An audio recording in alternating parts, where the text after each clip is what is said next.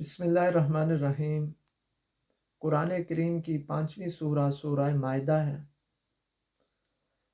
مائدہ کا مطلب دسترخوان ہے۔ اس کے اندر حضرت عیسیٰ علیہ السلام کے اس معجزے کا ذکر ہے جس میں ان کے ماننے والوں نے ان سے مطالبہ کیا کہ آسمان سے ایک دسترخوان اترے، تو حضرت عیسیٰ علیہ السلام نے اللہ سے دعا کی تو ایک دسترخوان اترا جس پر جنت کے کھانے تھے جو ان کے ماننے والوں نے کھائے۔ سورہ مائدہ مدنی ہے اور مدنی صورتوں میں سے بالکل آخر میں یہ نازل ہوئی ہے، حتیٰ کہ اس کے اندر وہ آیت بھی ہے جو ہم سنتے رہتے ہیں کہ نبی کریم صلی اللہ علیہ وسلم پر میدان عرفات میں اتری، الیوم اکملت لکم دینکم واتممت علیکم نعمتی ورضیت لکم الاسلام دینا۔ چونکہ مدنی صورت ہے اس لیے اس کے اندر بہت سے احکامات آئے اور آخری صورت بھی ہے، تو امام بغوی نے فرمایا ہے کہ اس کے اندر 18 احکامات ہیں۔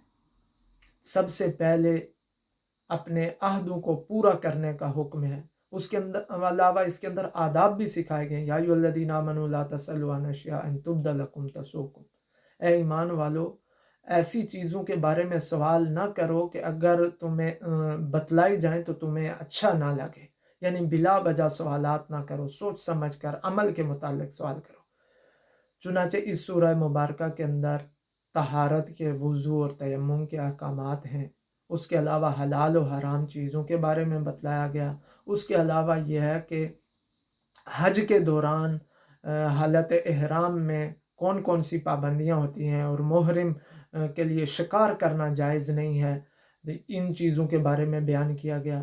اس کے علاوہ معاشرتی برائیاں جو ہیں جن کے اندر جوا ہے اور شراب ہے، اس طرح کی چیزوں کی ممانعت کی گئی۔ اس کے علاوہ معاشرے کی اصلاح کے لیے جو چیزیں ضروری ہیں، جن کے لیے حدود اور کے ساتھ، جس میں چوری کی حد بیان کی گئی اور قطع طریق یعنی ڈاکہ ڈالنے کی سزا کیا وہ بھی بیان کیا گیا۔ تو اس کے اندر بہت سے احکامات کو ڈیٹیل کے ساتھ بیان کیا گیا۔